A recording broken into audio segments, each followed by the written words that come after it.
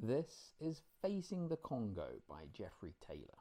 It's a piece of travel writing, and it follows Mr. Taylor's attempt at sailing down traveling by boat down the Congo River in Africa.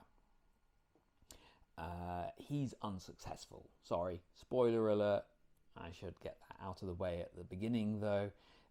It's a little bit like The Fearful Void, which is another travel book that I recommend, where I think was it Geoffrey Morehouse wanted to cross the Sahara on camel, didn't get very far with it, but fantastic book, and this is a fantastic piece of writing. It's so good actually that I would recommend without hesitation anything by Jeffrey Tayler. I love the guy's style, I love his approach. It's sensitive, it's erudite. He obviously knows about the regions that he's visiting. He can speak some of the languages for some of the places that he goes to. There's a lot to like here.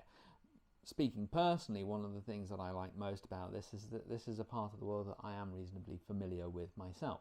Back in 2010, which seems like a lifetime away now, I travelled through the western edge. I always have to say never eat shredded wheat when I'm remembering the compass points.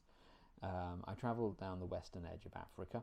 I wasn't supposed to go through the two Congo countries, but at the time there was the African Cup of Nations. There'd been a terrorist attack against one of the teams, and there was some harrowing incident around that time, and we got pushed out of the route that we were supposed to follow. So we ended up going through Brazzaville and Kinshasa, and I crossed the Congo on a ferry with the rest of the guys in the middle of a thunderstorm.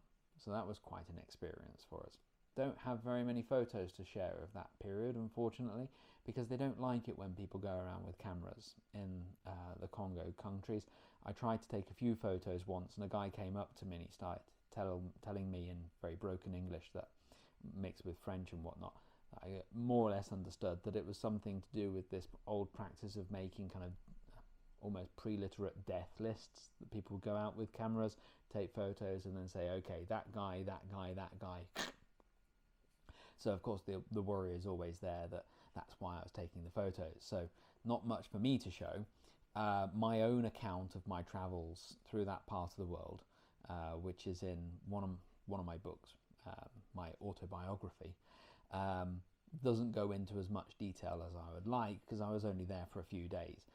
And so when I read this, it is with a sort of sense of envy as much as anything else. I envy the experiences that Jeffrey Tayler had, even though a lot of them proved uncomfortable and difficult and expensive and embarrassing probably and threatening. You get to live it through his eyes. And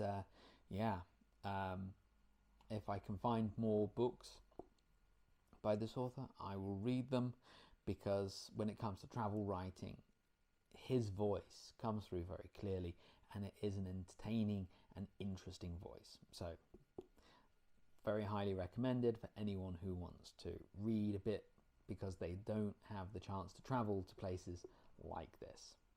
There we go. Thank you very much for watching and listening.